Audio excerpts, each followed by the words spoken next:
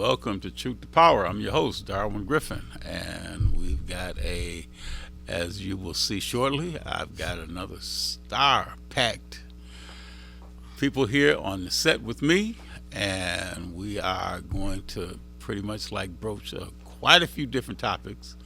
We're looking in terms of say there's a phenomenal team that's playing some basketball here in this city of Detroit.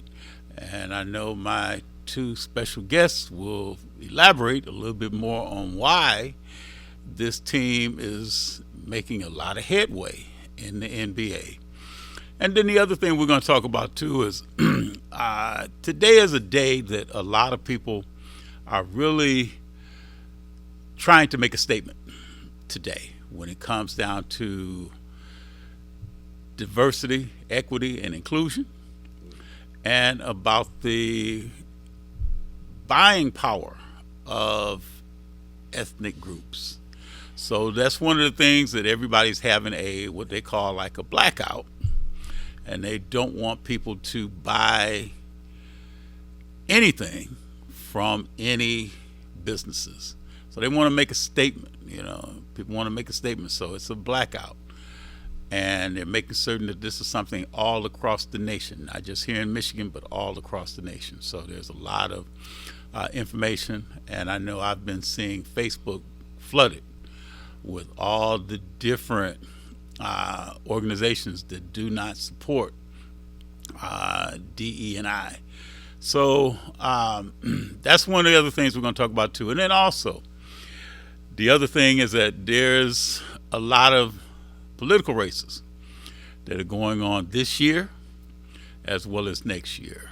And we can't be remiss if we don't remember that there is a presidential race that's coming up 4 years from now.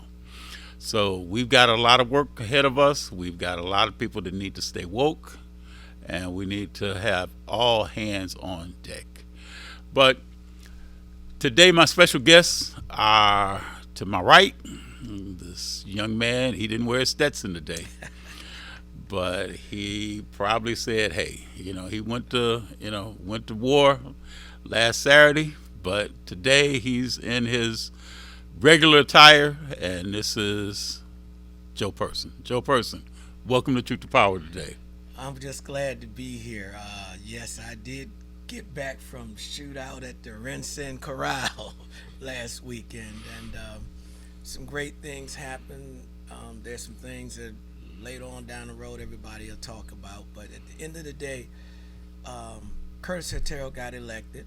He's the new duly elected. He's the chair of the Michigan Democratic Party. Last night had him on the Southfield Lathrop Village Democratic Club meeting. We got him first, and Good. the things that he talked about were great things. He hasn't actually, the conversation that we had last week on your show, he expounded on those in terms of our club last night. That's good. So he's serious about DEI. He's serious about making sure that we come together as Democrats to work and make a difference in 25, 26, and definitely 28. Well, there's a lot of work that we all are going to have to, work together on. And then my other special guest is Mr. Ishmael Terry, all for one, Pleasant Heights.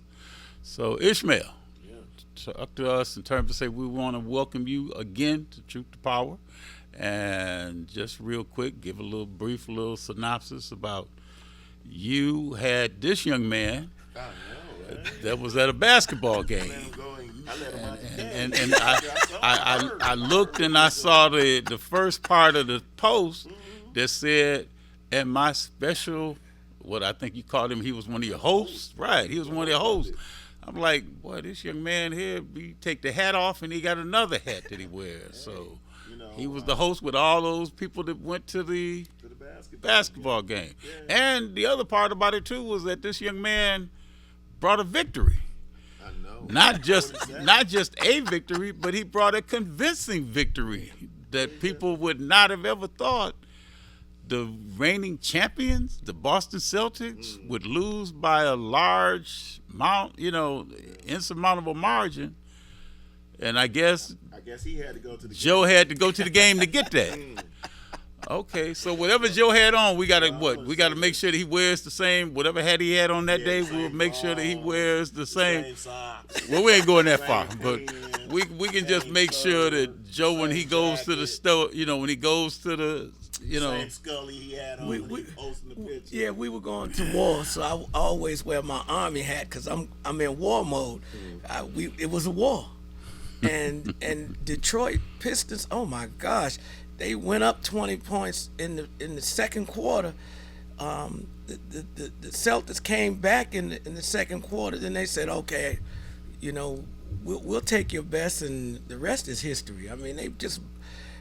I'm looking at the Celtics, and I have never seen that befuddled look on their face. It's been years since I seen it. It was like, oh, they beating The us. socks off. It was incredible.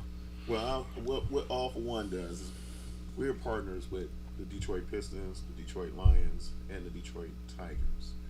So what we do with them is we complain about how the pricing is so astronomical that they can't get people to come to the game, right? And then the other part is the losing part, right? So people don't like to come to the games because when they see a team losing all the time, they don't just like to come to the game and spending their hard-earned money, especially with the economical challenges that's coming now, right? So with that, with our adopted school network, because we have 14 schools now in our network, and so with that, we provide opportunities for our young men and ladies who are in our elementary program, elementary, middle school, as well as our high school, get an opportunity to go to the game. But then we also recognize the people, the men and women who volunteer times, donors, and things of that nature. So we provide them that activity as well. This just yesterday, that game, we just changed the narrative. So instead of me being there to host it, we were like, we're going to give other people opportunity to host the game. It'll be on us that you come to the game, but it will be different individuals now who wants to bring their own people in, who decide that they want to have some tickets and they want to bring their group of people in. They can do that now, but we are not allowed to sell any of our tickets. That is a no. You can actually be eliminated from the community tickets if you are selling tickets. So about how many tickets are they allocated? So we have up until 30 to 35 tickets that we can receive in Wow. each game, as long as they're home games and not away games. So we have that capability. The only team that really give us a hard time is the Lions. They give us a big stack of tickets, and then they say, go for what you know. And then they say, no more games after that. So when people ask us about our Lions game, we be like, you better hurry up and sign up quickly because they go as quick as you can blink your eyes. And so we have a great turnout. But they do hold our organization. That's what I was telling our host. Make sure we know how many people actually came to the game because we have to cover 75, 80% of the seats. And so then if we don't on a timely number, then they'll cut down on our tickets or kick us out of the program. Well, let me say this. They were there. One of the mistakes that I made, the pictures that I took, that wasn't the whole group. The school folks that came, because they were saying, I asked everybody, did you get these tickets from Ishmael Terry? That was the wrong question. I should have just said All for One for the schools. Right. Because there was a whole group of teachers, principals, a whole bunch of people that were sitting right behind me that when I asked that, they never said anything. But then at that moment, the Pistons was on like a 8-0 run, so they were into They the weren't game. even paying no They attention didn't to hear. you. They didn't hear that. So No, but it's one of the things that we always challenge with our partnership with them is always that you live in a predominantly black area, as far as the city, but your ticket prices is more for suburban and rural areas, and so we've always said maybe y'all can do a year where you're just giving out free tickets to people that live in the surrounding areas, even if that means Corktown and Midtown. right. You can just give them tickets, right? But they're like, no, it costs too much money to do that. So we're always championing the fight about how people in our communities can actually witness a game. So like now, one of the things we have is a three-strike rule. So the three-strike rule is we give you a ticket, you don't show. Okay, that's the first strike. Second strike, you don't show. Okay, we send you a email stating, you're on a probationary period with us, and that, if you don't show to the third game, and we give you tickets, then you're terminated. You're no longer to be able to receive tickets from us, and we hope you well on your journey on how to get to a game, but your tickets will be cut off from us. See, it just amazes me because the way that the team is playing, Yeah, you would think that nobody would want to miss no, that's not the a case. game. Oh, that's not the case. No, because sometimes people be like, "Oh, I had these things to do. I had these things to do," but I'd be like, "Well, if you had these things to do, why didn't you call our office and say, hey, I can't make it to this game because So we'll somebody else cancel." coulda. Yeah, so we'll cancel the transfer tickets to you because you have to have the app on your electrical device. So if you got your iPad, your phone, whatever, we still had to transfer those tickets to you. So you could have just called us weeks in advance or a couple of days. You got 3 days before the game starts to call us and say, hey, I can't make it. We'll cancel the tickets. Someone is always reaching out to our office and saying, hey, you got tickets, you got tickets, you got tickets. And we can be like, okay, we'll transfer the tickets. But we'll be stuck, or we're stuck, we're stuck because you're not calling us in a timely manner to relay that you can't make it to the game. So they just hold on to the tickets and hopefully that, I guess, whatever issue that they had going on earlier in the day, it will go away, and then they'll be able to get to the game. But that's sometimes we run into that problem. The funny thing last night on our Southfield Lathrop Village Dem Club meeting, my executive board, and as well as Kevin Tolbert, who's the chair of the 12th Congressional District, he was there, and we got into a conversation about the game because he went that night, and he says, all of us executive board need to go, and my executive board said, Joe, call whoever and make it happen and take the executive board one of these times. I said, okay. I said, now, but here's the trade-off. When he calls us and say, I don't want to hear what we got to talk about it. We got to look into it. Remember that they gave you tickets to give you a night out because let me say this to you, Ishmael, with all of the political stuff that have went on, the heat, the fight, and everything that's going on, it felt good the other night to just go to a game. I could kick back, and all I had to do is tell everybody, let me take a picture. How y'all doing? Just be a host and just have a good time, and get away. Because I don't want to do politics 24/7. Although, don't get me wrong, folks, I enjoy it. I grew up in a political city, and I've lived that all of my life. So this is fun for me. But at the same token, we love what you do because it's people like Ishmael Terry that when I met him, and we met at a fundraiser. Yeah. We met at a fundraiser, and our wives hit it off. We hit it off, and it was just a good feeling that I met a person that's a Democrat here that's about the business of let's win. He doesn't make anything about him, and that's what I love. I don't make anything about me. Darwin, you don't make anything about you. We do the right thing politically, socially, economically, and for the community because it's about the community. Because remember, all of us stand on the shoulders of some great black people, whether you lived here in Detroit or Washington, D.C. Now, one of the things that we are doing, because we can't be a political affiliate because we are 501c3, we actually find out what other things that you may do. Like you might run a nonprofit organization, you might run a small business or whatever. One of the things we have came up with now is to make sure that before the tickets we know we're going to get, we contact you first. And then so Earlene, our community director, will reach out to you and say, hey, it's that season. How many people are you going, you get a round of 10 tickets. So better figure it out. Right, we do not provide transportation. So to all your listening audience, we do not provide transportation and we do not provide food. All we provide you with is the ticket to achieve to go inside of the game and enjoy the game.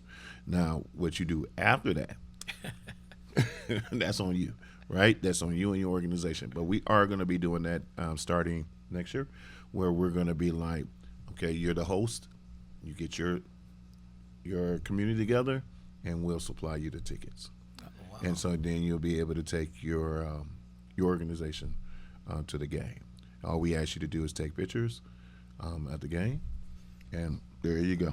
That's all you hold up. And flash the 4. That's it, our symbol, and you have a good time and enjoy yourself. So April 9th is our first season of the Tiger games. It looks like Wednesday is going to be April 9th versus the New York Yankees. So yeah, so that's going to be in the middle of the day. That's going to be a evening game though. Count me in. Got you. And Carl Baxter. Yeah, Carl. You know he gonna want to go. Yeah, he gonna- So one of the things that we want to do, like I said, starting this year, we're going to be doing a lot more of that because we're going to be busy doing our All for One gives. We work with Walmart, as you know, and Myers and others who will be helping us reach our goal May 8th to give the students at Westside Christian Academy 124 brand new bikes. Wow. So that's our end game. That's our goal there. We're also working with a couple of foundations to get What them is some that date computers. again? May 8th, You getting ready to give away 100 and 24 bikes. okay. So- Let me talk to my boy and let's do okay. that. You know, Cool. let's help you. Yeah, because we did it last year, and we gave 120 bikes. We stretched it out between Jane Addams Elementary School in Redford, as well as Dixon Education. Yeah, I remember I was helping to promote that. Yes, Right. and so we did 120 bikes that day, and you should have seen the look on these parents' faces when we're there, the administration as well, and the principals of those schools. They were looking like, oh my God, I mean, it's literally crying because they never seen something like that happening, right? It's always good to have a good conversation with the schools, with our schools and all of that great jazz. But probably about 80% of the school believes that you're just talking. You're not really going to follow through. Exactly. So when we walking through the school and we providing those things, like the 100 computers, Google Chromebooks over at Glazer, right here by Focus Hope, those students was outdone because they never picture somebody to come over there in that area on LaBelle Street and bring those computers. Like literally, I came right from Comerica Bank. They had a truckload full of computers, brand new computers, not no reusable ones, brand new ones. And we just went over there I went and took them over there to the school. And then why it was impactful for me is because I graduated from that elementary school. Okay. Came up from over there in that area when the Yellow Pages was lit up and all of that in Highland Park between us, right? So the challenging part is always getting people to believe that the school needs it, okay? Because now foundations and other organizations, financial institutions, they have their particular secular areas where they only go to. So then here we come, we say, well, don't stay over there. Come over here as well, right? You can stay over there and help them because they need the help too, but you can come over here and help do this over here. And then they'd be like, well, Ishmael, you know, we already got our allotments and we already have our structures set up for this area to go to. And so we don't really go over there. Can you find some other people to do that?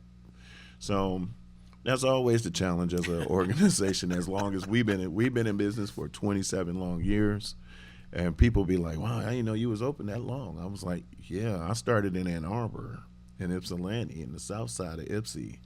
And you think that Detroit is bad? You go over down there on Michigan Avenue, by Ann Arbor. You know, you've been thinking like the big house and all of it. No, they south side of Ypsi. West Willow Run area, yeah, it's a baby Detroit, right? And so we was doing that over there. We was hosting mentoring program. We was first a basketball camp because I was playing ball at Eastern, and when that cut short, basically, I started a camp, and we were getting all those kids in that school, Ypsi High, West Willow High School, and all of them. Um, that's how it started. And then the Free Press took a hold of it about 95, 96, and was calling us the best summer program to attend. And after that, it just kind of blew up. And then we just was like, kept going and going. So the other three gentlemen that helped me start off one, they left. They played ball, kept playing ball and all of that stuff. And I just had this gem in my hand, and somebody called me and said, hey, Ishmael, we want to buy it. And they was like, we're going to give you $500,000 for it. And I was like, man, we haven't even cracked open how far we was getting with this. And they was like, we'll buy it for you, $500,000. And then I thought about it. I was like, if you offering me $500,000 for this, how much does it really cost? How much can it really be? And so I turned them down. And ever since, 27 years Not later. like us. So That's all I'm gonna say. here we are. We are not like them, and they No. are not like us, and that's why I come on board with Ishmael Terry, because his heart. Forget about the political stuff. The stuff Yeah. that he does for the community is top of the line, top notch, top shelf. And like I said, I remember when I first met him, and he said he was doing something. I didn't even have my checks. I just went over and say, hey, here's money, go. Yeah. Because I know that it's going, he's going to take care of business. And that's why I say I love taking off the political hat to help do something. And like he said, to see these kids, he introduced me to the Yeah, I principal brought him to one of our schools. And the lady was just blown away. And as a matter of fact, Yeah. Ishmael remind me, matter of fact, we're going to go back and do this. Somebody was talking about giving me 250 backpacks. Oh, yeah, we I'm do like, that too. just get the backpacks. So I need to go back and talk to them and say, if you got them, I'll bring the truck over, throw them in there. I can drop them off at his house. I know that they're going to get to where they're supposed to, the people that truly need them. And that's what his organization, All for One, is. Boom. I love it. You know? But the thing is this too, and I'm gonna leave with this. I've had the pleasure for the last, and I'm not gonna even jump on the political side yet. I've had the pleasure 27 years of seeing people walk in and walking out, right? They always screaming they want to do something for the community. They'll do it for a year. They may do it for 2 years. They may even do it for 5 years. Then I blink and look up, they're gone, right? And you like, well, it was good. I felt like I wasn't on an island by myself because the things that you were uniquely good at, I wasn't strong in. Right. So if we teamed up, now we can cover so many grounds, right? But here we are, crab in a barrel. Jesus Christ. I see so many black organizations, nonprofit organizations, that have great intentions, but they share about the numbers. And so when they're about the numbers, then that's when they thinking they're going to get foundation funding, right? Most of your listening audience don't understand. If you don't have an audit or a financial statement, you're not going to get any money. You're not going to get any money. So you got to have a good, strong CPA, right? We have a good one. But if you don't have a financial statement, it used to be just only if you had an audit. If you did an audit, then they will give you money. But now they've changed it. They changed the rules. Now you can have a financial statement. So if you don't have a financial statement nor an audit, you're wasting your time. You can do all your 501c3 status designation. You can do all of those things. But if you don't have those two things financially set up, you're just basically spinning your wheels. Wow. So And all of that's basic. it is, but a lot of organizations, what it happens is that they don't know those things. They don't have anybody in their setting to understand all of those things. So when people call me now, when people contact my office now, and they be like, Mr. Terry, can you help me with my nonprofit? I'll be like, okay, did you do your annual report? What's that? Go to Laura, get your paperwork together with the state. They'll give you a number, a code number. Then you contact the federal, and get your EIN number. Once you establish those things, you're good to go. You're starting to work. Now you build out a mission, you build out a vision, stick with it, rotate it every once in a while, every year or so, every 5 years with us. but rotate that. Don't change the mission, change the identity. And that makes a difference. We got to take a quick break. We'll be right back with my special guest, Mr. Ishmael Terry, Mr. Joe Person. I'm your host, Darwin Griffin, and we'll be right back.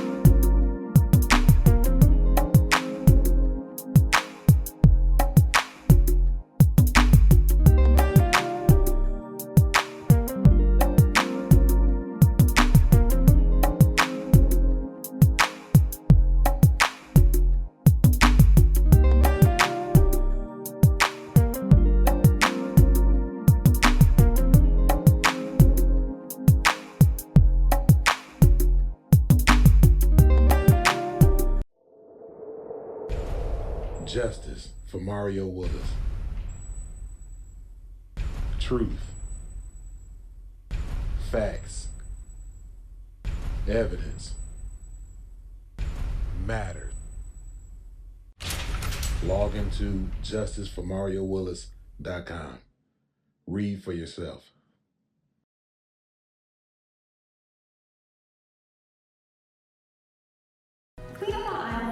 Clean up on aisle 5. Sounds like my life right now. Just one big mess. What's going on? It's my property taxes. What? I am behind and I am so worried that I'm gonna lose my house. I can pay some of it, but I can't pay it all at once. Sorry to interrupt. I'm Eric Sabri, the Wayne County Treasurer. The last thing I want is for anyone to lose their property to tax foreclosure. We have assistance programs to help. Visit us at treasurer.waynecounty.com and we'll help you keep your home. We're here to help. Have you ever wanted your own TV show? Have you dreamed of showcasing your talent for the world to see? Well, now you can. Have your own TV show. You can have your own 30-minute show. Not only will you be seen in the Detroit area, but you can be viewed worldwide. For more information, call 313-868-6612. Visit our studios and receive a free TV interview to promote your business, church, or organization by appointment only. I'm Deborah Geraldine Bledsoe Ford, and I want to tell you about Michigan's other first family of law. My grandfather, Attorney Harold Bledsoe, became the first Assistant Attorney General in the state of Michigan. 2 of his 3 children were judges, Geraldine Bledsoe Ford and William Felga Bledsoe. My husband, Attorney Jerome Watson, was one of the first Black partners in Miller Canfield, and I became a judge in 2005, following in my family's footsteps. Watkins Broadcasting is going worldwide. Now you can watch Detroit's own WHPR on your TV from anywhere in the world. No matter where you are, you can stay in the know with WHPR TV and Roku. You can get your easy-to-install Roku box from wherever you shop for your entertainment gear. Once your Roku box is connected to your TV and internet, go to the channel store on the home menu of the Roku box. Enter WHPR TV in the search engine and add it to your channels. That's it. That's all you need to get the best in entertainment, news, and talk, no matter where you are. Roku brings all of your favorites to your TV. Netflix, Hulu Plus, Crackle, HBO Go, and now WHPR TV, Detroit Live.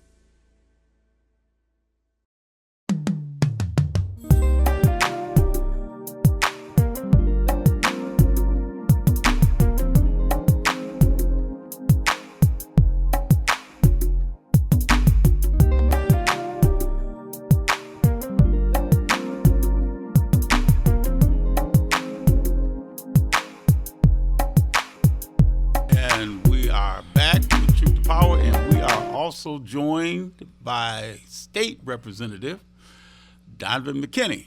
State Rep Donovan McKinney, we are welcoming you to Truth to Power today. Hey, thank you.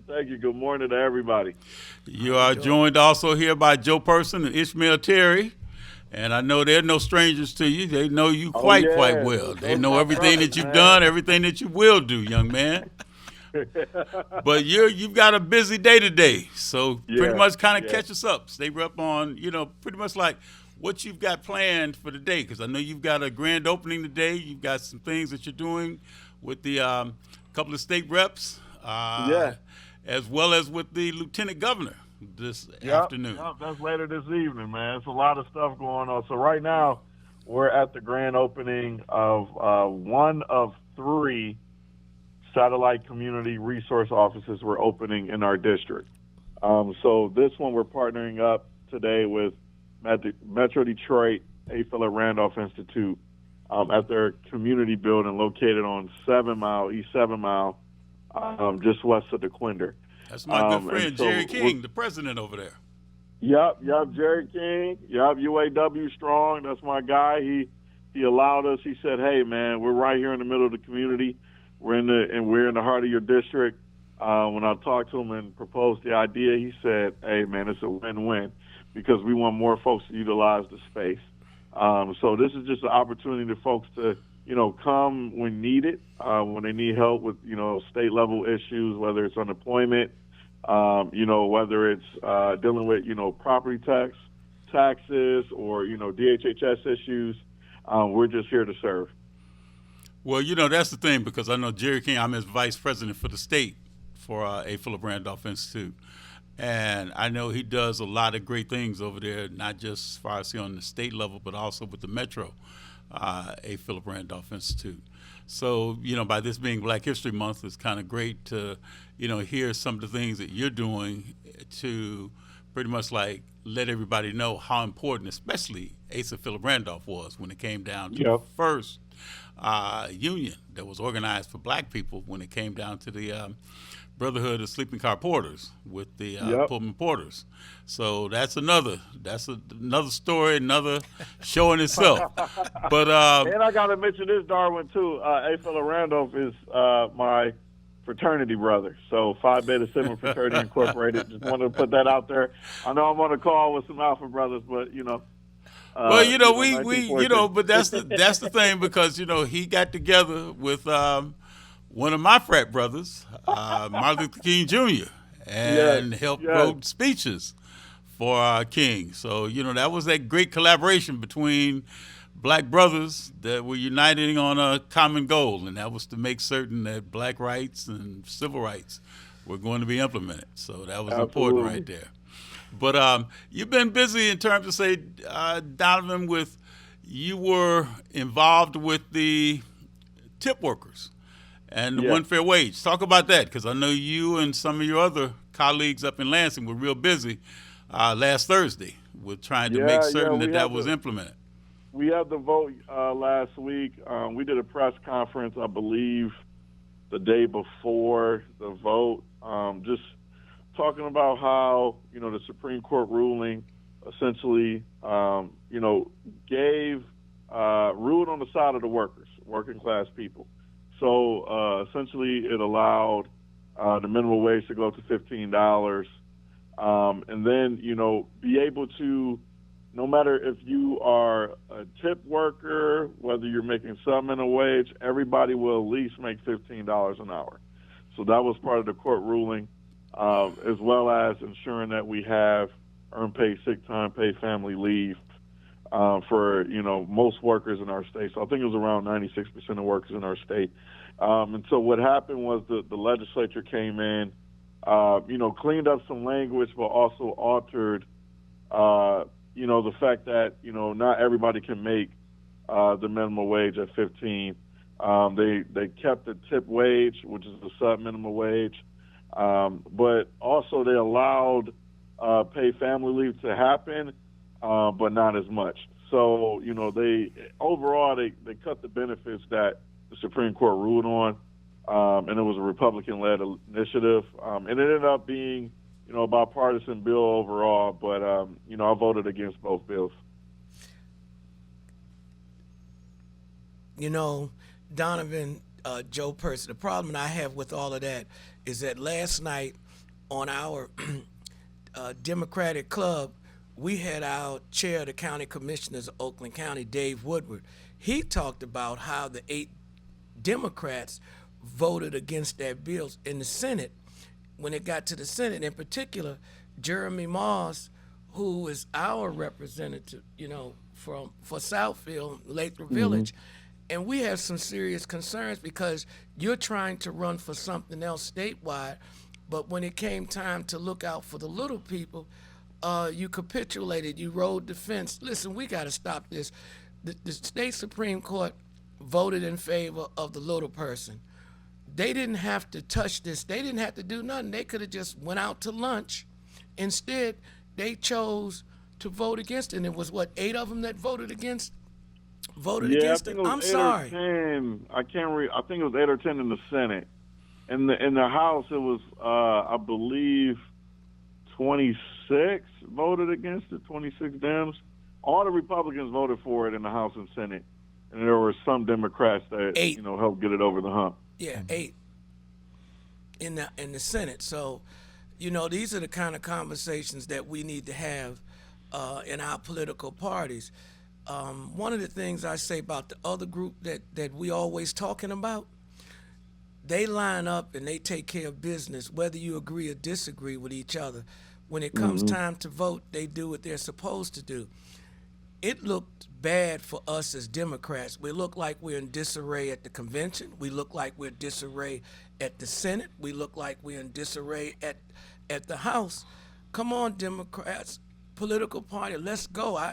I'm spending my time and effort to help get things done. You're spending your time, sir. I love, and as a matter of fact, I love what you do, Donovan.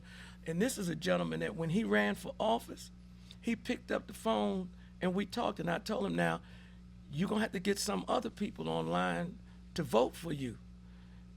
Yeah. Don't get caught up in the moment because somebody's calling you out your name. Stay focused. Keep your eye on the prize. And guess what? That brother is our state representative.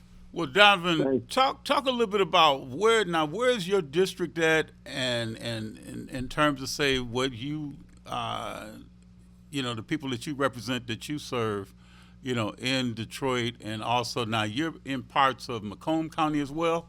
Yeah, so and then talk to Donovan about how it's going to be when everything comes into play. Your district is going to change. Is that correct? Yeah, it actually already changed. So last term, when I first got elected, I got reelected for my second term currently.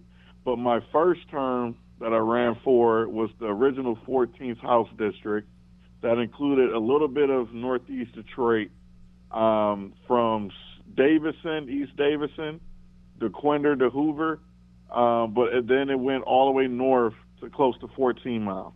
So I had a big swath of Macomb County, the majority of the city of Warren, all of Center Line, and just a little bit of Detroit. But because of the federal redistricting lawsuit, they decided to change the districts a little bit more, make them more, demographically fair. Because what happened was they diluted. They passing the baton to me. I'm passing it over to you now. Yeah, that's it. I'm trying to get out the way. That's it. I got probably about good 10 more good ones left, and then I'm done. And then I got a grandchild coming, so I get to watch that grow up. So yeah, I'm very, outside of you coming to the youth council roundtables and talking to those high school students that you've done for me. And for All for One, we'll always remember that. I just want to say that it takes a strong will to be involved in this game. Yes. And that, it's easy to throw your baby out there and your wife out there and say, look at me, I'm a family man. But once you take all of that away, and I told you how Lansing is, it's just you up there by yourself. And that the vote, even though they throw us in caucus meetings and the governor is telling us who we going to vote for and what buttons we're going to push yes and all of that for, you have to make sure when you push that yes button or that no button, you counting the people that's in your district and pushing that yes and no voting for. Yeah. Well, Donovan, you were at the State of the State address the other day. What are some of your takeaways from the State of the State that was delivered the other day? I think she highlighted some good points, which, I don't know if you guys know this. With my new, I represent the new 11th House District, and I went over the boundaries, South Warren and Northeast Detroit. Our new House District, the median income is $14,000. So we have the most impoverished, that means the poorest House District in the entire state of Michigan. And so I was looking to hear from her the kitchen table issues, economics, how to, put more money in people's pockets, how do we uplift folks so they can get, better paying jobs and all of that. And, she highlighted some stuff around young men in particular having those opportunities to, continue their education, workforce development, the Michigan Reconnect program, things of that nature. But, she also put in her executive recommendation, her budget recommendation, opportunities for water affordability and, lowering rates for utilities and, child care costs. Like those are the costs that are, weighing down members of my community, families, the working class people who are just trying to survive and make it day to day. So, I like, that she touched on some of that. It's sad because, we need leaders who are going to work together with the other side, but we need to also push back of so much wrongdoing that is happening right now. And all this chaos and confusion that the other side, our Republican colleagues are causing, especially at the federal level, we have to call that out. And so, I wanted her to kind of dig in a little deeper, stand strong, because, she has a lot of influence, not only here in our state, but across the country. And I just did not hear that from her. So yeah, that's my take. Well, once you become a lame duck governor, it's just like being a lame duck president, right? Yeah. You only have so many things that you can do. I've seen 3 governors in my lifetime that been through that, and it's easy to make the phone call when you got to go back to an election. It's harder to make the phone call when you don't have any more elections left to do, because then they don't have the forthwith to want to be working with you as strongly as they did before. So y'all gonna have to push through those caucus, the Detroit Democratic Caucus. You're gonna have to push through when we had those little private chamber meetings. You're gonna have to push through all of those things to make sure that you get some money in your district. You know what I mean? Well, one other thing I want to ask you too, kind of piggybacking on what Ishmael said, Donovan, is that you have, now that there's a change when it comes down to the new Speaker of the House now, what committees, or are you going to still hold the same committee seats that you currently have under the previous Speaker of the House, Joe Tate? So now I believe the gentleman's name is Matt Hall. Is that correct? Yeah. So will you retain the same seats, or is it going to be different? Or kind of explain to our viewing audience what happens with that now that you have a new Speaker of the House? Yeah, he switched it up a little bit. Like, when Democrats held the trifecta and Joe Tate was the Speaker last term, I was on a lot of committees. Like, Democrats, control, committee placements and, the budget and, where the monies are going to flow. So now it's like a 3-legged stool, essentially. The governor, the state senate, and the state house. We still have the state senate and the governor. However, the state house now is in Republican control. So with that being said, they essentially limit our committee assignments. So, under the former speaker last term, I was on 7 committees. I was on 6 subcommittees plus the full appropriations committee. I was the only Detroiter in the House on appropriations. It is the same case in this term right now. However, I'm on, instead of 6 subcommittees, I'm on 2. Minority Vice Chair of the LARA DIS, so that is your Insurance Financial Services and your Licensing Subcommittee, as well as your Agriculture and Natural Resources. So I'm on those 2 subcommittees plus the full appropriations. But since the Republicans are controlled, they already came to me. They're looking to cut a lot of the investments we made over the past few years in terms of, SNAP benefits they want to cut, school funding, school aid fund they want to cut. They already told us about, the universal school lunch programs and breakfast programs that the Democrats supported over the years. They want to try to cut that too, and just so many other things. So our job right now is to, stand in the front, stand in, fight, and hold the line to figure out how to protect the funding streams because our community needs them so much. Well, I'm going to give Joe a chance to ask you a question, but I want to ask you too, elaborate a little bit more about what you've got going on this afternoon at 5 o'clock. Yeah. So this evening we're hosting something called Black by Demand, Where Do We Go From Here? Community conversation. So it came out of so many people calling us, I'm on social media, people were messaging us, sending us emails, leaving voicemails, and, folks are just nervous, all this angst, anxiety, uncertainty of the state of our country, what is going to happen next. So we decided to put together this conversation. It's from 5 to 9 at Say Play Detroit, which is at the Lipke Rec Center, 7 Mile and Van Dyke, on the northeast side of the city.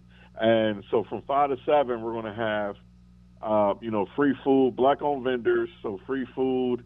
We're going to have, different, mobile trucks, like gaming trucks, so different video game consoles, mini bowling, board games. We're going to have a live DJ, different music selections. It's going to be fun from 5 to 7. Opportunity to fellowship, get to know people, network, and all of that. And then from 7 to 9, it's the actual community conversation.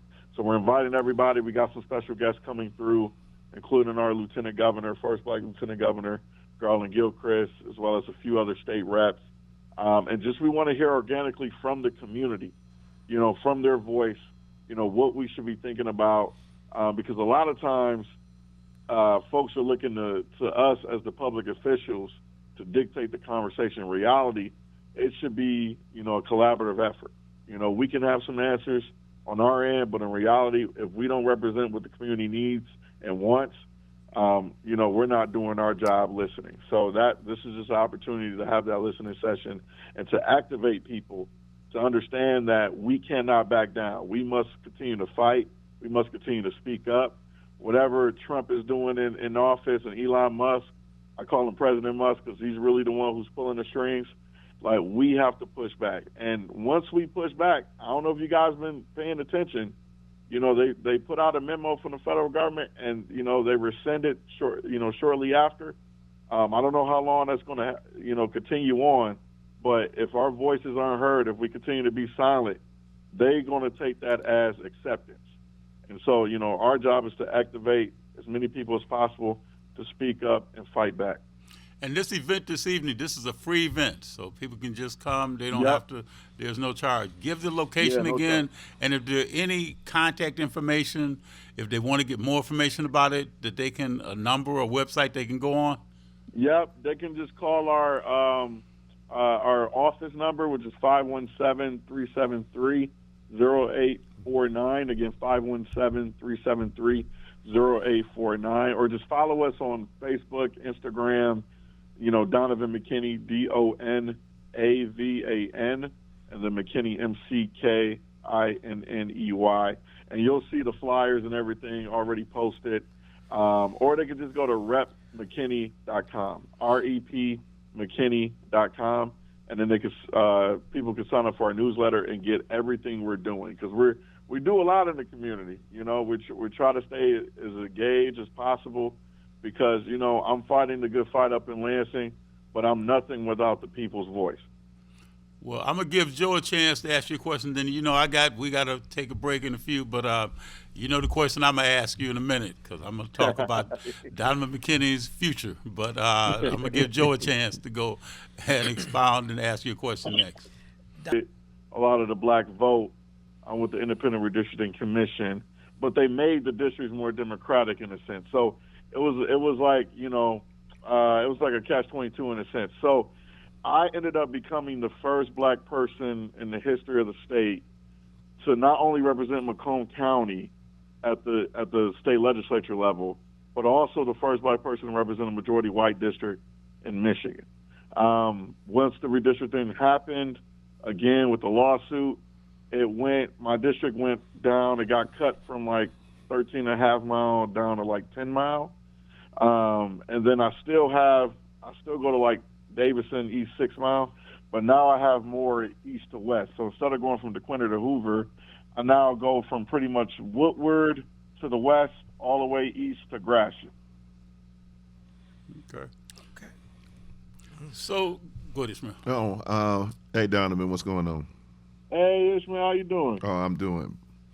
So I guess all of those long conversations that we had over the decades kind of shed off on you, huh? Oh, yeah, man. Well, you know, I want to say this to you. Keep fighting.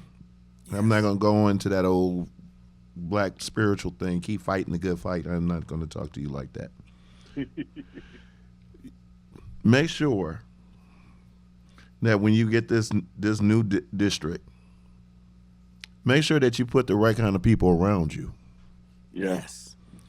Because what's going on now, and you know, I deal with the federal end, and I just looked at the oversight committee last night. I was involved in that, and the way that 26 and 27 budget is going to look, you're going to have to describe that in a way to those people that live in those areas that, you know, you're going to lose 34.5% of your Medicaid. Yeah. You're going to have to talk to them about how you're going to make that up. Yeah. You get me? You're going to have to talk to them about the 54.6% that you're going to lose in Social Security in 26-27's budget. You're going to have to talk to them about that and how is the state is going to make up for those losses. Yeah. Right? So just keep the right kind of people in front of you. You know, I ain't nothing but a phone call away. Yeah, yeah. And well, you are, man. You always been there to help and, you know, just provide as much guidance and advice, man. And I'm forever grateful for you and you know, Mr. Joe over there, man, and Darwin, because, you know, you guys are, y'all are it. Y'all are the well, you're the future, man. No, you're the future. You're the future. Donovan, as I've always told people, if you can't fight the effects, don't produce the cause. Democrats didn't put any money into the process. 100,000 votes is what Trump won by in this state. Yeah. They said it was what, a couple of 100,000 or 100,000 votes in terms of Dearborn and various places that did not vote for Kamala Harris. My thought process is, you didn't vote. Now they have ice trucks down in Dearborn. Last night, the chair of the Michigan Democratic Party committed to going to Dearborn and have a town hall with the mayor. My thought process is this. If you don't work at what we need to have done in our communities, why would you expect somebody else to come in and do the work for us? The cavalry is not coming for us. Most of us are where we're at is because of the hard work, Donovan, you did. You listened to Ishmael. You listened to me. You listened to Darwin. You listened to other people, and you kept working, fighting the good fight. This is a never-ending battle.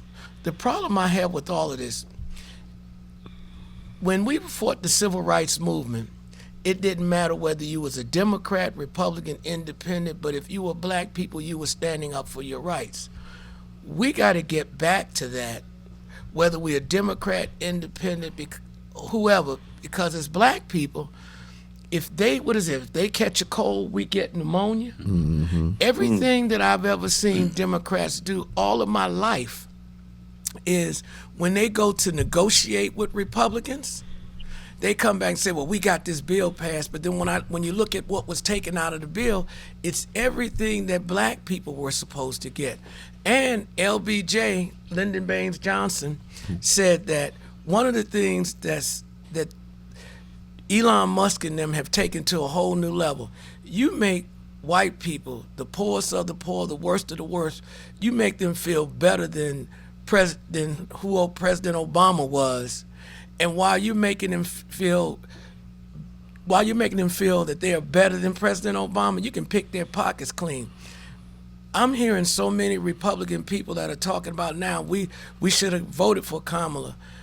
And what's happening is that it's cause and effect. You voted for Trump, and now they're cutting your Social Security, the SNAP programs, all of these programs that affect not just black people, they affect all of us. So what do you propose to do? What are you going to do?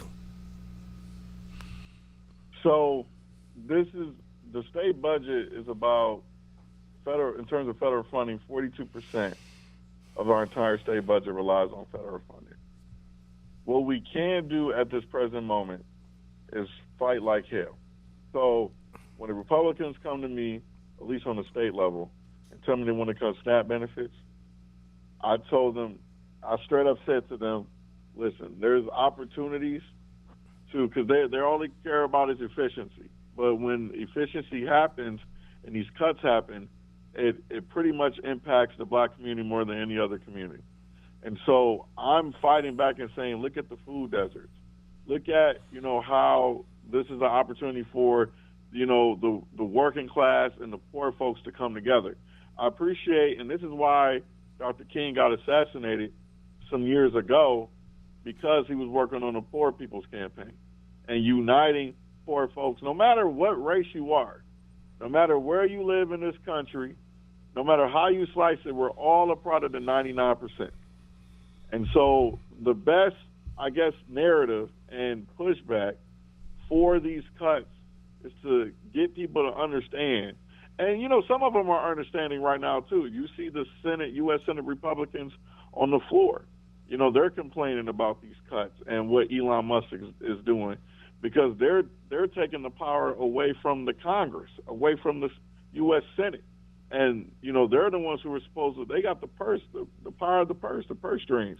And they're doing all of this madness and chaos for what? We're the elected leaders of our communities. We must fight back and say, hey, enough is enough. Let's make these decisions together, and let's figure out how to prevent communities from hurting. But this is going to be a group effort. Like, it's not just Republicans who are doing it. It's not just Democrats who are doing it. We have to fight in this thing together. And so that's what it comes down to, Joe. And so that's where I'm doing, that's the conversations I'm having, is figuring out how, when these cuts are going to be made, understanding that these not impacting my community is impacting yours as well. Stay Rep, can we, yeah. I'm going to ask you a question. I hope that you can give us a few more minutes. We got to take a quick break. Okay. Can we, because my question I want to ask you. Yeah. But can you give us, we got to take a quick break, and we'll be back in about a couple of minutes. But, please stay on the line with us, because we're going to have, I'm sure that Ishmael, I can see him chomping at the bit, want to ask you another. I can see Joe. I know I got one. So I hope that you can give us a few more minutes after we come back from the break. Can you? For sure. Definitely. All right. Appreciate you. All right. We'll be right back with State Representative in the 11th District. And that is 11th. Isn't that correct, Donovan? Yep, that's correct. 11. Okay. 11. State Representative Donovan McKinney. So we will be right back with Joe Person, Ishmael Terry. I'm your host, Darwin Griffin.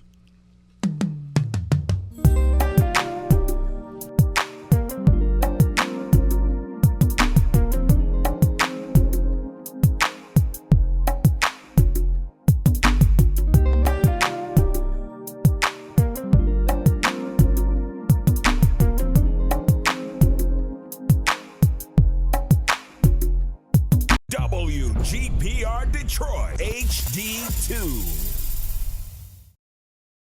You're watching WHPS, Highland Park, Detroit.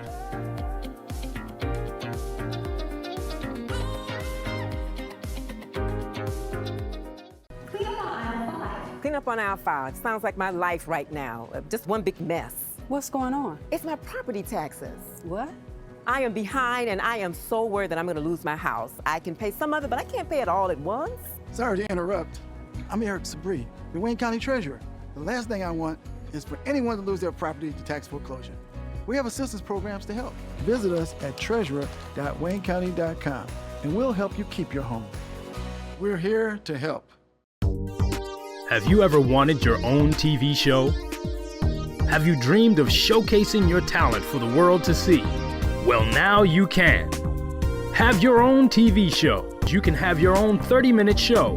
Not only will you be seen in the Detroit area, but you can be viewed worldwide. For more information, call 313-868-6612. Visit our studios and receive a free TV interview to promote your business, church, or organization by appointment only. I'm tired of seeing young black men shooting at each other in this community, in this nation. I don't understand it. I grew up in a time when people wore white robes and they shot at black people. And now we see young black men wearing black hoodies shooting at black men and doing a much more effective job than the Klan ever thought about doing. I'm sick of it. Of course, the only thing I can do is shout it from here. No one seems to listen. We're listening. You're watching Detroit's own WHPR TV. Detroit Live. It's up to us to make a difference.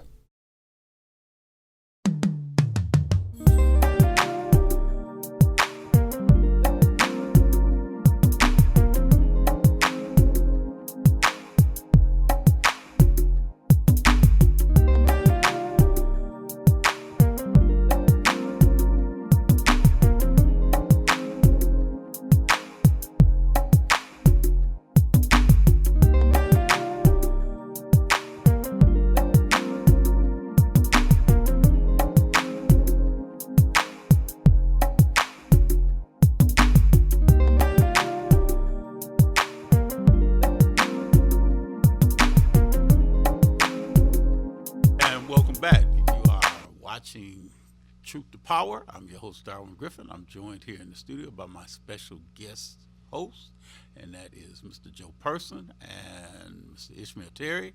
And on the line, we have State Representative, the Honorable Donovan McKinney from the 11th House District here in the state of Michigan. But Donovan, got a quick question. You know me, I want to ask you this plain outright. What is the future hold for State Representative, the Honorable Donovan McKinney? So 2026 next year are the midterm elections. Everything is up here at the state level, including, governor, attorney general, secretary of state, state senate, state rep, and then, we have a U.S. Senate seat up. Gary Peters is retiring, and then we have, Congress. Congressional seats are all up, U.S. House. So I'm getting pulled because, in my area of Northeast Detroit, because of the federal lawsuit, the redistricting that happened again, we got looped into an all Wayne County seat. The districts no longer go north of 8 Mile when it comes to the state senate. So it's the new state senate, District 3, because Stephanie Chang is probably currently Senator Stephanie Chang's as well as State Senator Paul Bueno's districts. It combines all in Detroit, Highland Park, Hamtramck on the east side. And then, so I'm considering that because it's an open seat. And then I'm also getting called and pulled and pushed and encouraged to run for the 13th Congressional U.S. House seat to try to knock out incumbent Cherie Tanadar. I'll take that bet. So I guess the question is that the three of us are, levying. So when do you have a projection or when you're going to make a decision about that? I mean, I know you're talking about, like what a lot of people do. I know several people that are running for the mayoral seat, people that have run for other seats, they've done a lot of what they call exploratory committees and, ask the public to see just what the pulse is, in the neighborhoods and their communities about whether or not if they should or shouldn't run. It also gives people a chance to find out who else may be interested in running for that position. And, have you kind of got a timeline for when you want to make that decision or that determination? Because I know, knowing you, Donovan, and the kind of person that you are, I know you're going to talk quite a bit with your family, to explore that, because that would be a lot more responsibility, either as a state senator or as a congressional person in the 13th district. So can you give us any kind of a timeline that you may be looking at, or what do you think? Yeah, so if we do decide to go through with it, we'll probably set up an exploratory committee in the next coming weeks. I got calls from different reporters, including Politico. I think they just dropped a story this morning, I believe. I got some calls. I'm saying that I'm looking at it, considering the U.S. House run for the 13th congressional. So it'll be in the coming weeks if we do pull the trigger. Again, my wife and I are talking, my family are talking, because we got a young family. We got 2 baby boys. My oldest one just turned 3 last month, late January, and my youngest one just turned 1 on Valentine's Day. So, it's a lot of time, but we got to meet the people, and if we can gain attraction and support, hey, why not? Why not take a shot?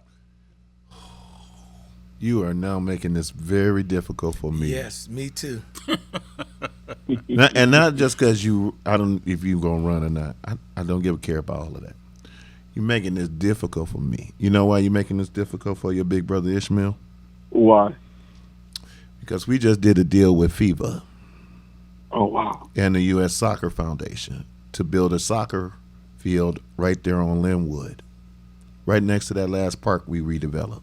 Yeah, that's huge. But that's Shriek Tanadar's district. Mm. You got where I'm going? Yeah. That's why I say you're making this difficult for me. Mm. Because, I got to rock with you. You know that. But Shriek giving me that money so I could be able to build that soccer field. Yeah. You found where I'm going? Yeah. So we'll have a conversation off camera. Okay. But how we can. Damn. Excuse my French. You're making this difficult. Let me go to Joe then. Yeah, go to Joe on that one. You know what? But here's okay. From me looking at it, so many people are talking about how Congressman Thanadar is doing some things in the community that hadn't sometimes been done, and he's working and doing some things. And I'm sitting there saying to myself, okay, prior to in 2013, it was Rashida Tlaib, who I know is a workaholic and does the things that need to be done. We're sitting at a situation where we're talking about we want to get somebody black in that seat. I don't just want somebody black. If you're going for somebody black, I want somebody that's going to actually do the work. Because over in the 14th, the 12th, all of these other districts, we've put a lot of black people in office throughout Oakland County, Wayne County, and other counties across the state, great state of Michigan. And we didn't get the bang for our buck. We didn't get the, ROI, return on our investment. It's like they got elected and they went somewhere else doing some things. And Donovan, one thing I will say about you as a state representative, because I'm still waiting for a call lately for the last 6 months from my own state representative. And I can call and talk to you quicker, and you are across town from me than I can my own rep. I am tired of people getting in these positions and they don't do anything for us. So, and I hear Ishmael Terry's dilemma. That gentleman is putting money into the community that might not have been there otherwise, that we haven't seen with other people that are talking a good game. And I'm not talking about Rashida Tlaib, because she's over in the 12th doing great things in my district. But I'm talking about all of those folks that want to run for the position of U.S. Congressman. But when you go look at the receipts, it's just a photo op. I was there, but they never start something and finish it. So I applaud you for running, but that's a question that, like I said, you're going to have to talk about. Yeah. Well, I think the thing is, Donovan, is that there's a lot of conversation. It sounds like that you're going to probably, have, as I believe, and I can't speak for my other two gentlemen here on the set with me, but my door is always open. You can always reach me. You can always call me. You and I, we've talked for many, many years, even before you decide to take that journey to run for state rep. Yeah. The first go round. And, even when things happened then, when it wasn't the way that you wanted that outcome to come, but you knew you could still call me. And we talked, and now look at you now. You may be on the precipice of getting ready to run for a state senate or U.S. Congress, position. Can I say this? Donovan? Without no profanity. Yeah. Donovan, can you hear me? Yeah. All right. So this is what I'm going to do. I'm going to back out the project. That's how much I believe. That's how much I believe in you.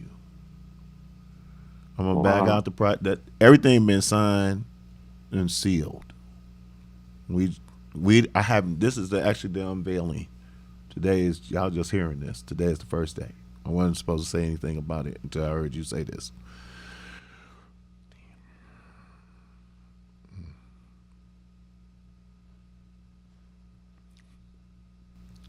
I'm going to back out of this.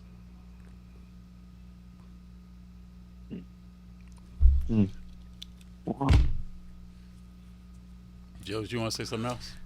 I'm going to back out of it, bro. I think, okay, you're saying back out of it. Donovan hasn't committed to anything yet, right? So Donovan, you got to do exploratory committee to see where you're at. Am I correct? So you won't have an answer until, and I hear Ishmael because, like I said, the contract is already signed, and we can't play backwards and forth. It's either you gonna pull the gun and let's go, or you're not. See, because things are happening, and thing about Ishmael Terry is a shaker and mover in Detroit or in the state of Michigan. Like I said, he's them pull the gun, signing a contract, let's go. So we need to know where you're at, and it can't be 2 months down the road, 3 months down the road. It's like yesterday, you have to have your plan already ready where you're going for the next 5-10 years down the road. So I urge you, do what you need to do right away, quickly, so that we can make some decisions one way or the other. And for all of y'all folks that want to get involved in running, get in the campaign, stop you want to just be a show horse and not do anything. Donovan McKinney has earned the right to be there. I implore y'all, if you're going to get behind him, let's go now instead of 20 of y'all getting involved. And when you go look at the numbers, you have Miss Wilson got 2 votes, Mr. Tony got 3 votes, and Lala got 5 votes. When if you put all of those votes together, you might have had success. Well, I think Donovan, the thing is that we're going to leave this right here, and give you an opportunity to go and marinate on this conversation we've had with Ishmael, with Joe, myself. But again, as we're all saying to you, if you do need to reach out, to talk, to have more conversation and dialogue about this, because right now this is not anything on your behalf that's etched in stone, as Joe is saying. So the thing is that you still got time, to go and make that decision. And Ishmael, with you, I mean, there's a lot of things that you're going to probably have to go and, look into. But this is not a time to make a rash decision right now, right here, right now. So my prayers go out to you Ishmael. My prayers go out to you, Donovan, as always with you, Joe.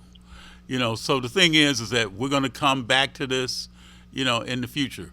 But again, Donovan, I know you have made some real powerful decisions, and you've made an impact on so many people that you've affected, and you're going to continue to do that. But I think the thing is that, as you know, when you make your decisions, you're not going to make decisions that are going to be palatable to everybody. But at the same time, too, it's a matter of trying to do what you feel is best for you, for your community, and for your family, and that's what it boils down to. So is there anything else, and I'm going to kind of change gears a little bit, put that smile back on Ishmael's face, because I'm not used to seeing Ishmael any other way other than that smiling face that I know I normally see from all of the years that I've known Ishmael to have.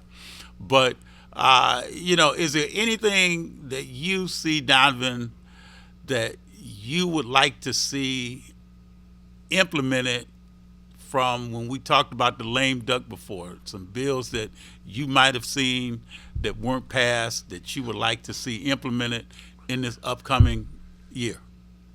Yeah, especially two bills that we helped shepherd and almost get through just a couple of months ago, and that was our water affordability bills, so ensuring that, no matter how much money you make, it'll be based off your income for those who need it the most, because, water is essential. I think it's a human right, and there's too many people who are living in our communities, especially right now in these winter months, in this cold weather, without water. Another one is our police accountability improvement bills. We came close in doing that too, and then, during lame duck it kind of, was stalled. But, not only providing more training for, our men and women in blue, but also understanding for those who take advantage of the badge, because not everybody are bad cops. Like, there are some good ones out there, but there are a few who, are poisoning the well so much so that people don't trust the folks with badges anymore. And so, we're going to hold those folks accountable and ensuring that they can't travel from department to department, city to city, because the need for officers and cops is at an all-time high right now. That, if they do something wrong at one place, they can just, the next day go to another department and have another job. So we're going to hold their records accountable, calling it, that's the separation of records bill. But, there's so many things that we could have got done in the lame duck that, my heart is hurting because there were so many things that were left on the table. But we're going to be pushing, especially those two pieces of legislation. Well, and the thing is that if you do, because, we know about what happened with the young lady that was at the casino. And is there anything else? Because, we talk about the homeless population that, that exists, especially here around, the black communities, especially like here in Detroit. But is there anything in terms of, say, going on? Because I keep hearing a lot of people that really have come to the aid of that young lady and, and her family. But is there anything else that you and other legislators are looking into, especially for the homeless population? It's funding. It's funding so we can provide more support services and beds. When those two children died in that van and, in the parking structure, it was a couple of weeks ago, that honestly broke my heart. And, there were instances, because we have the poorest house district in the state, there are instances where we get calls constantly from folks needing housing, who are, transitioning, or they just, don't have a home or a place to go. So we would call up different shelters and different organizations for help, and, they would tell us they're full. And so, and at the night of those two dying, I think the mayor had a Mayor Duggan had a press conference with some folks and saying that, they had, over 1,000 beds open. I'm gonna be honest, I don't know if that's the truth, because we've been calling folks as of late, and calling the organizations and shelters over the past, few months since I've been in office, really. And we've been told and turned away. So there's a gap there, and I don't know if it's money related, but I'm going to try to fight, at least my role in appropriations. My fight is to get as much resources back down to Detroit as possible. But I'm gonna be honest, it's a damn shame that we live in the wealthiest country in the world, and we got homeless people rolling around. Well, we have houses, a type of houses right here in the city of Detroit, vacant and abandoned, that we can be rehabbing and housing people as we speak. So it's just making sure that government functions. And right now, we're failing the people, all of us.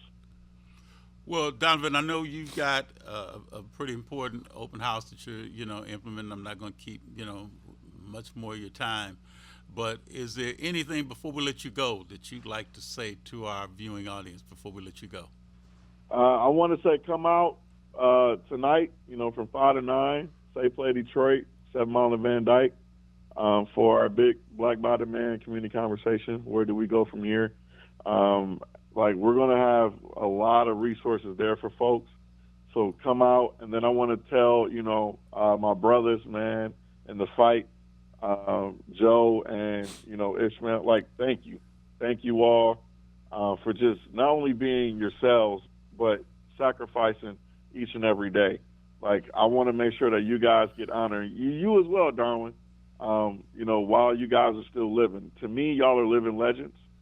I stand on the shoulders of you all, and this is going to take all of us to really make a change and a difference in our communities, and getting our young people and start building those pipelines and getting them excited and grooming them to become the next leaders.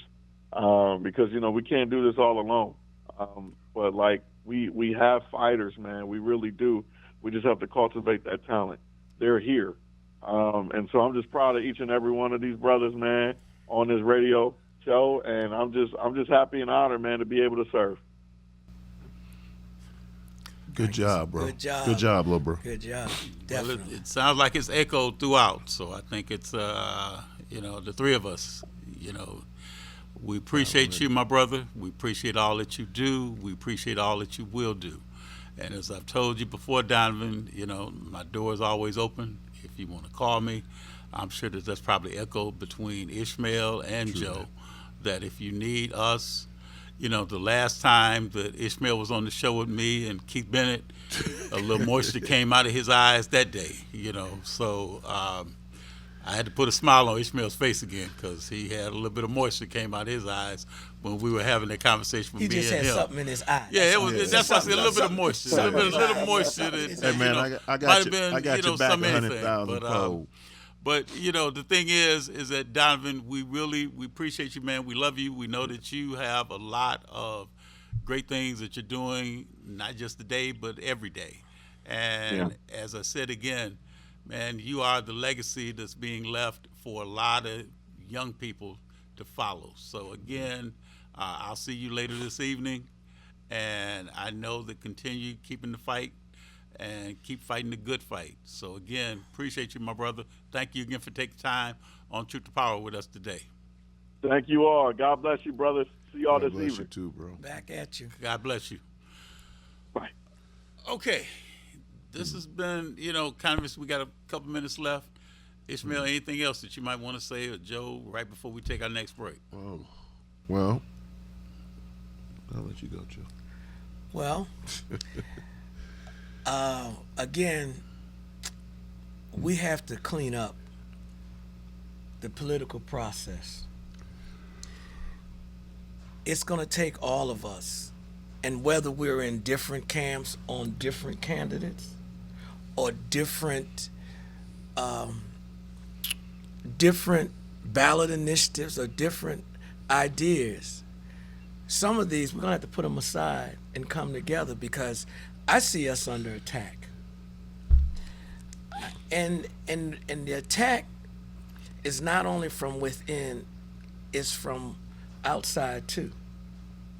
You see, if we disagree to disagree, fortunately for us three, if we disagree to disagree, we'll have a conversation and we still can go work for the greater good. And that's the good thing about it. We got to take the break, Joe, so hold that thought, and we'll get right back. You're watching Truth to Power with my special guest host today, Joe Person, Ishmael Terry. I'm your host, Darwin Griffin, and we will be right back.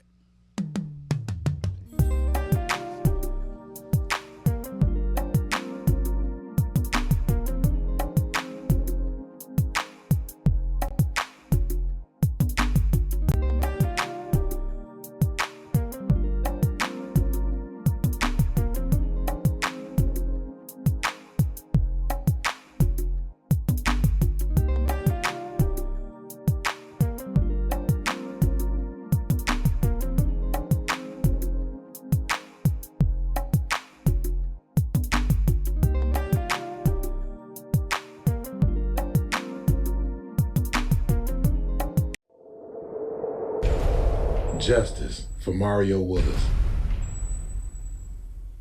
Truth. Facts. Evidence. Matter. Log into justiceformariowillis.com. Read for yourself.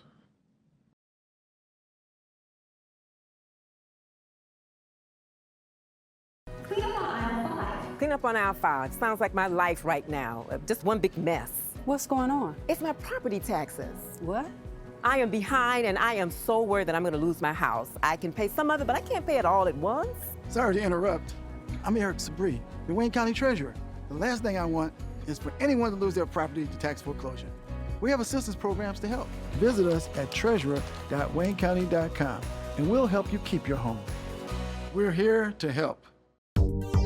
Have you ever wanted your own TV show? Have you dreamed of showcasing your talent for the world to see? Well, now you can. Have your own TV show. You can have your own 30-minute show. Not only will you be seen in the Detroit area, but you can be viewed worldwide. For more information, call 313-868-6612. Visit our studios and receive a free TV interview to promote your business, church, or organization by appointment only. Maureen Jackson thought she had it all until she was faced with the challenges of raising an autistic child. Inspired by autism is her brutally honest journey filled with heartbreak and triumph. Get your copy and find the support you deserve today by visiting www.claudinejackson.tv.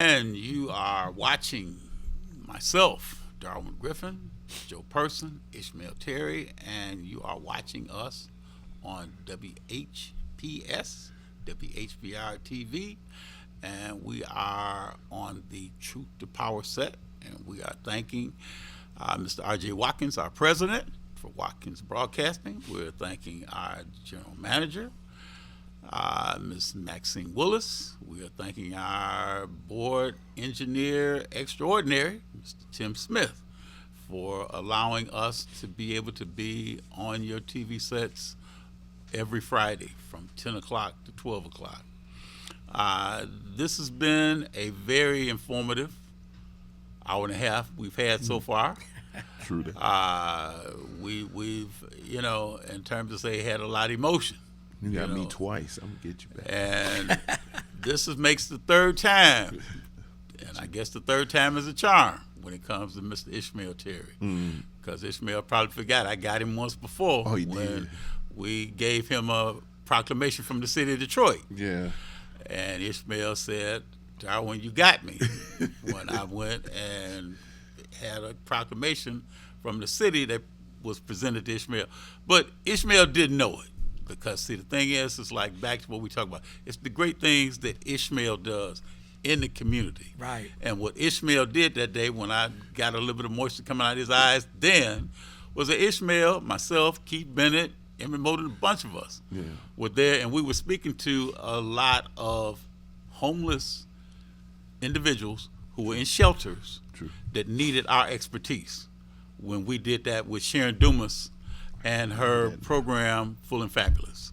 So when we spoke over there at the Samaritan Center, and I appreciate you and the rest of the gentlemen that came out to speak, you brought your level of expertise, you brought some of your resources that you had that day. You may have forgotten, but that was something that we did, and there was hundreds of women that was at that event that me and you and Keith and, you know, we all got up there and spoke to all those women that needed our.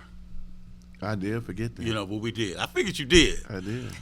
But that was another gotcha moment. That was a gotcha moment. You got me. And the thing is that what everybody does, we tend to not. We have to lift each other up. Yes. I don't know Joe Person like I know Ishmael Terry, like I know Donovan McKinney. Right.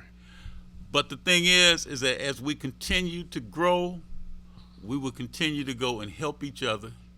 If there's anything that Joe Person needs, fine. You know, we got his back. True. If there's anything that Ishmael Terry needs, he knows the same thing, as well as Donovan McKinney. And I know you two have my back. Oh, without a because doubt. if you didn't, you wouldn't be here. There you go. You wouldn't be here.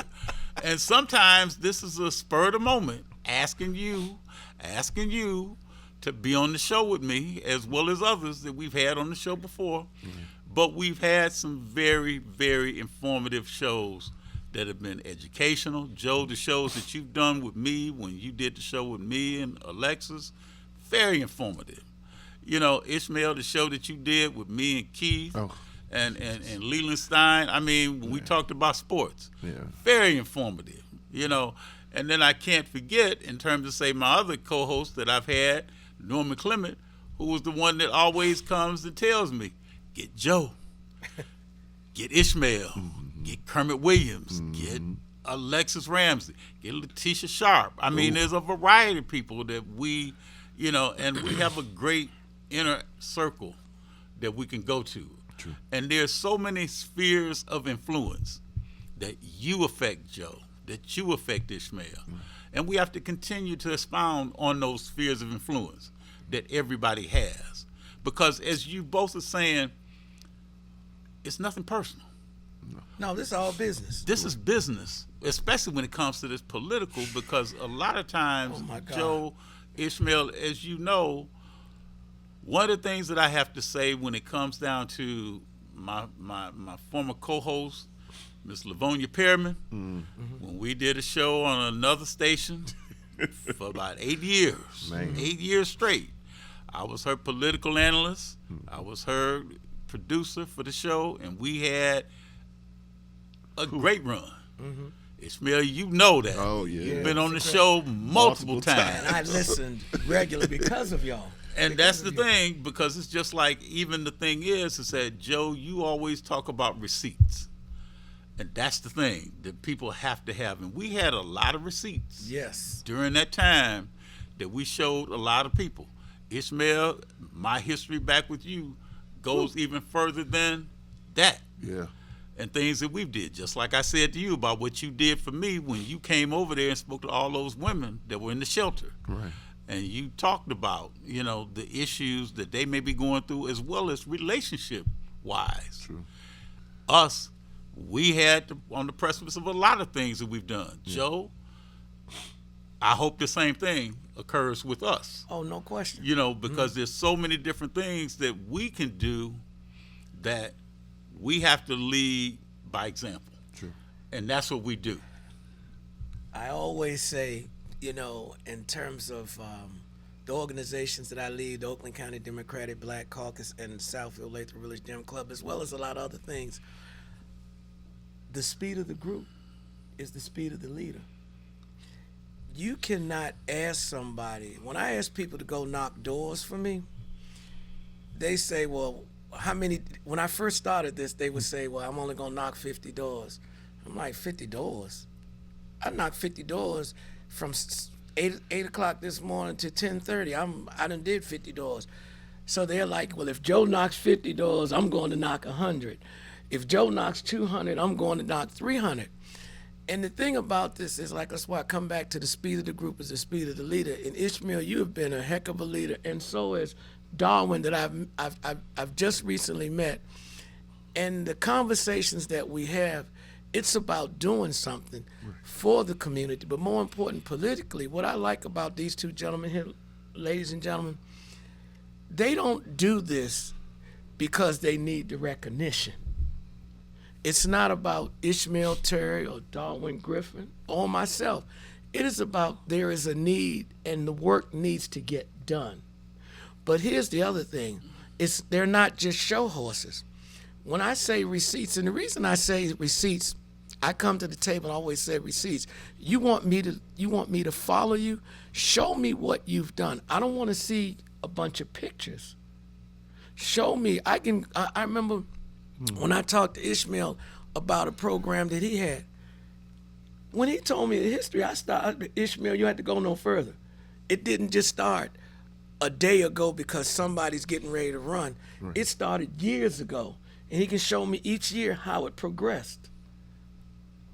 That's what we need, and if we have a difference of opinion politically, it's okay, because all of us are doing the things that we need to better enhance our community's lives, politically, or non-profitly. Yeah. Definitely. But that's the thing, Joe, Ishmael. We know that there's a real critical mayoral race. Yeah. Yes. Coming up in the city of Detroit. Oh my gosh, yes. We know there's been a lot of candidates. Yes. That have put forth the indication to the residents of Detroit that they want your support for that seat. There's a plethora of different people that are running with all different backgrounds, different age groups, different organizations that they represent, and without really giving any candidate name recognition. Gotcha. Joe, Ishmael, what is your advice to someone that's seeking the position of being the next mayor of the city of Detroit? I'll go with you first, Joe. Get out and run early. People say exploratory, that's fine. It takes you maybe a week or two. Make all of the phone calls that you need. This is not rocket science. All of us been doing this for years and years and years. So stop with I got to test the water for 2-3 months before I decide. You either going or you're not. You should have made up your mind in advance. And if you're deciding to run, get out there now. One of the things that I tell the people in Oakland County, the gentleman, Mr. Charles Hicks, we put on the city council. Awesome brother. He's the treasurer of our Southfield Lakes Village Democratic Club. Do you know that in 23, Super Bowl Sunday, when the Kansas City Chiefs were playing the was it San Francisco? The 49ers. The 49ers. We went out and knocked the doors and dropped literature off on everybody's doorstep. The mayor, the city council, everybody, the county commissioners, the judges, all of the who's who in Southfield, to let them know we're in this game, we're running. At that next night, that Monday, that they were having a city council meeting, and they just spoke to it. One of them said, well, we know who the people are that are running for city council, without saying his name. That sent a message. Folks, my advice to you, send a message. Get out there now. You got, let's see, the election is in November, right? Well, we've got the primary. We got the primaries. Yeah, first. but I'm just cutting to the chase because Mayor Duggan is running as an independent, so he doesn't have a primary. He's running also. He's running all the way through. All of them need to get out here now, not wait till the primary. I'm getting ready for the primary. Let's go now. I got you on that one. Well, without name dropping any of these people, the way you win an election is by the creativity and the desire to make change. If nobody sees that in you as a leader, because this role is really difficult to be a leader. If nobody can see the end road towards your success, if your message doesn't resonate to what the growing population is going through, why are you running? Because name recognition in this age, back in ages before me, let's say the 70s, the 60s, and 50s and so forth, name recognition got you a long way. But you got a different ways, different ideology, and a different structure on how voting is today. You only get 12 to 30% of the vote. That's what you're looking at here in Detroit, right? So you know that in communities abroad, so if you say District 1, let's say Pontchartrain, Green Acres, all of that area, right? Mm-hmm. That's a heavy voting district. You do it in District 2, somewhat. When you get past 3, now it's kind of a tell-off. Mm-hmm. So now you have to say to yourself, what is it that those people in those communities in that tell-off are really focused on? And that you put the right kind of people in your camp that's going to talk that talk with those people over there. That's how, particularly that's how you win races, right? Don't put in there 4 name recognition people in your camp, and then the rest of them are just people that you don't know. That's not going to get you to win. No. Because those people are not going to be able to talk and resonate the same conversation that you need in each one of those districts. So those people who are doing exploratory, that's basically how they doing that, right? They're sending those people out there to cascade out there in front of the crowd, and they're not to talk to those people. They're there to listen to what they have to say. They right? do like listening tours. Yeah. So then you travel that back to the camp. Some of the problems is that they don't know how to transcend that. So because they don't, the person that's running for mayor or city council is not picking up that language. So now they're just basically walking the world backwards. And so now they're saying to themselves, well, how can I lead if I don't know what's going on out there? That's because your team is not strong enough to give you that language or that message that came from that group. So, excuse me. Excuse me. So you put these groups of people in front. Basically, this is an open seat.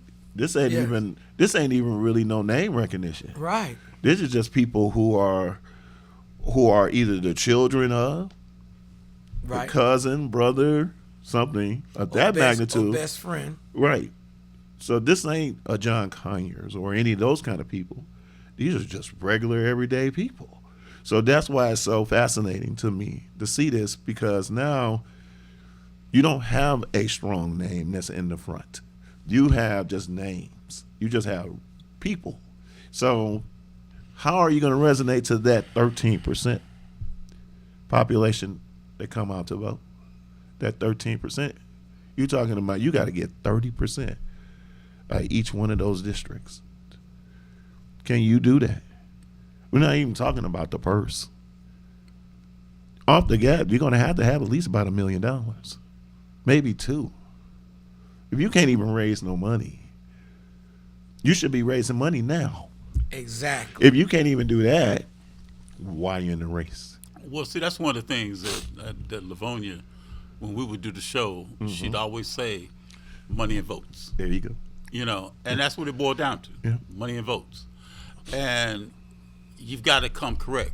Yeah. And like I would always say on the show, you separate the contenders from the pretenders. True. You have people that are pretending to ascend into the throne. Yeah. But you also have contenders. True. That are more viable to achieve the throne than the pretenders do. And you have some people that run, and I'm not saying anybody in this race, but we know people that run just for the sake of running. That's it. And don't really have an intent to really want to win the race, but it's like they say, you play the game to win. True. You're running to win, because the thing is that, and there are people in races that are sometimes proverbial spoilers. Yeah. That try and go and take votes away from other people that are running. I'm just gonna keep it real. That's how some people do. Well, let's go ahead and address that. We're not gonna say nobody. No. Go ahead. Let's go ahead. No, I'm not going to. No. They know who they are. We don't have to say the name. Here's the thing, ladies and gentlemen. There are proverbial people, as you say, that get in races because it's about getting a check. You see, let's say Ishmael Terry and Darwin Griffin are running for, let's just say, city council. Opportunity of a lifetime for either one of them. I look at this and say, neither one of them want me in, because I could hurt Darwin, or I could hurt Ishmael. So I'm throwing my hat in. Have no intentions of running. Ishmael's we're gonna come and we'll talk. Well, Joe, what would it take what would it take for you to get out? Darwin Griffin, Joe, what would it take for you to get out? A lot of times, a lot of those folks say, well, cut me a check, because that's what some of them do. They come, that's how they make their money. They're not serious about running. They see this as an opportunity. Folks, don't do that, because you might have two great candidates that are running. Let them fight it out, instead of you being a spoiler because you want to make some money. And that's what happens politically a lot of times. So let me share this with you guys, since it's kind of like insider trader. Right. Think of that, like Knowledge. stocks. Yes. Okay. So before even the race starts, I already know the district. I already know the percentages. I already know who votes, who don't. I know what Democrat members vote, all of that. I get all of that information well before all of y'all on to see it. So say it's an open race. I know that 7 candidates, maybe 12 candidates are going to run. How I know that? Because probably about 3/4 of them I've already communicated with. Right. The other part is, in that, I'm going to pay some people to be in the race. This is an inside trader that I'm giving. Right. Most politicians do not want to share this information. So I will pay people to be in the race. Is it right to do? Probably not. But I guaranteed I need them to split their vote anyway. Yes. The reason why I need that to happen, because if I have 5 women and there's only 2 of us men, I'm losing. I'm losing the race. Before even the race starts, before I can knock on the door, before I can pay the literature, before I can do all of those things. Mm-hmm. So I'm going to put some women in the race that's going to split those other women's votes. Right. To giving me a fair shot at winning. Yes. Now I know I'm not supposed to be sharing this information, but this is how we actually do this, right? So after that, after I split those 4 women with my 2, I'm instructing those 2 women not to go out there, go to the club meetings, go to the caucus meetings. Don't go to none of those things. Just put your literature out there so people will know you. Don't care about how you get it out there, but you just do that. But I don't need you to attend this or this or this when those are the heavy population. I need you to go to the mid populations and the lower population, because you're going to split those votes. Now, when those people are split, those women split, I win. Right. Because all I have to have in my base is 30%, maybe 60%, 58 at the most. I just need to have that amount in my foundation to vote for me. Once I have that, I don't care what all y'all all do, because now I have a solid foundation where I know I'm getting these votes from these groups. Mm-hmm. The split votes is helping me take the 30%, 20% out of there. So now I get 80% on the news, which y'all see on the news. You'll see I got 80% of the vote. But you didn't see in the background that I took 30% over here, I took 20% over there, and I took another 15 over here to get from you to them that to number. get me to 80. Mm-hmm. That's right. That's how this all works. Right. So while everybody is talking about they want to be the mayor or city council, do my job for a living. Take 15 minutes of your time and be in my shoes to see how this really works. Mm-hmm. Because it's not a negotiating tip. No. It's not about me talking to the caucus or go to the convention. I go to there just to see who gonna do what and who gonna say what. Most of the time, I'm there just talking to people about, hey, you know, my time is coming. You better be ready. You better be ready. But in my mind, I'm already ready. I've already made my decision on what I'm going to do. And I've already made my decision on how I'm going to get there. It's now about who is going to be in front of me so I can be able to tackle that problem.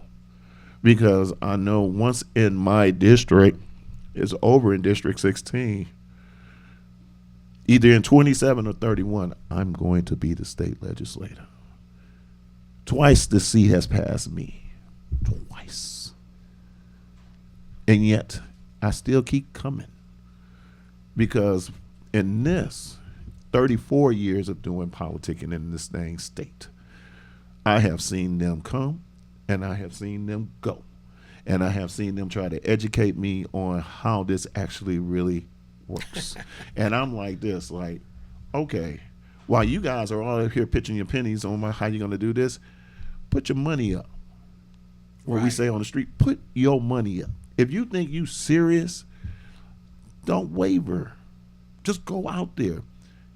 As state legislators, listen to your audience, please. The audience, please listen to this. As a state legislator, all you got to pay is $100. All you got to pay is $100 or get the signatures. Most of the time, we don't want to do the signatures. Because that means we got to work hard. That means we got to knock on doors. That means we got to talk to people. We got to go here and there and there and there and there. Why not do all of that? Just pay the $100 and call it a day. That's the only thing difference between the mayor and the city council. They got to get the signatures. And most of the time, they don't even know how to communicate with the people in the districts anyway.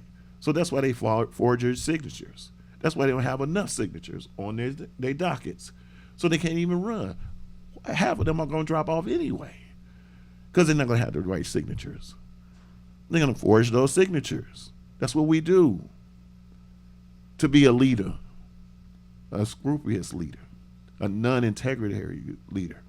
That's what they do. Yeah, I was about to say, make sure that's what they do. Okay, so right here in this boat, we do this the right way.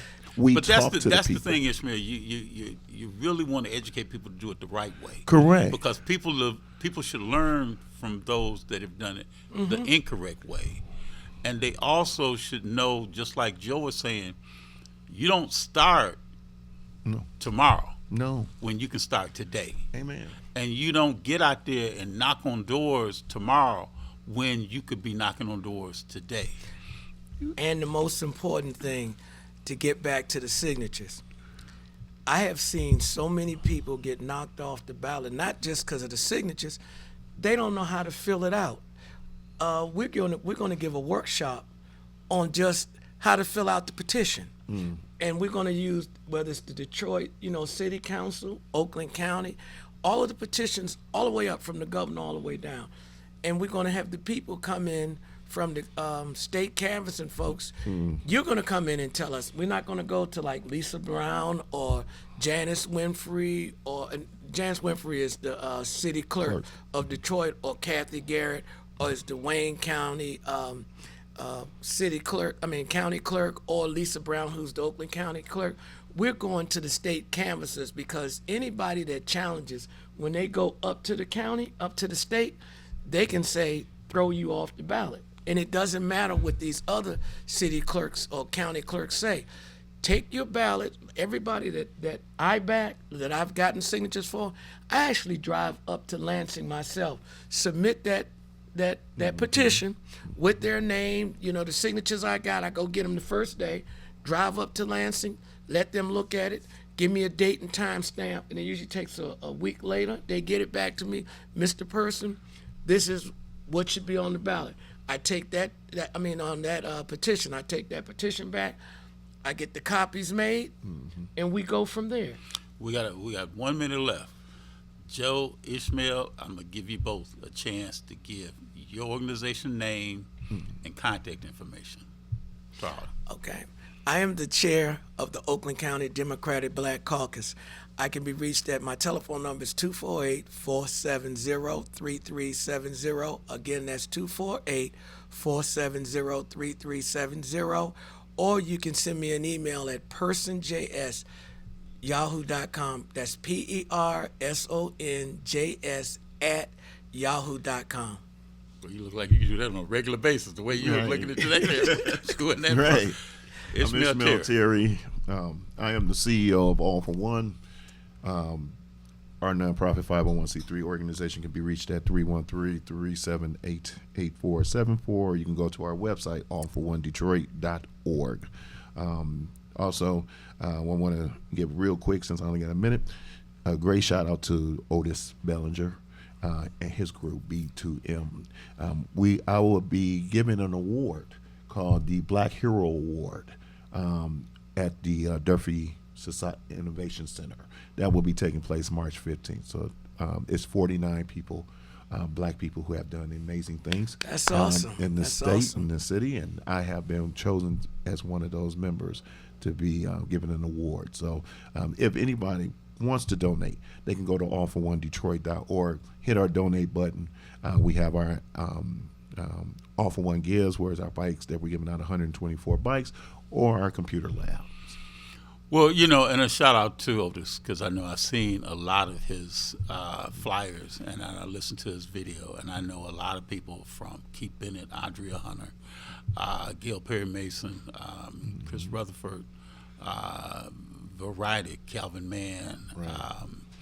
Keon Clinton, a lot of my building Black Brickmasters that are also being recognized, as well. So again, shout out to Otis Bellinger for that. And you have been watching Truth to Power.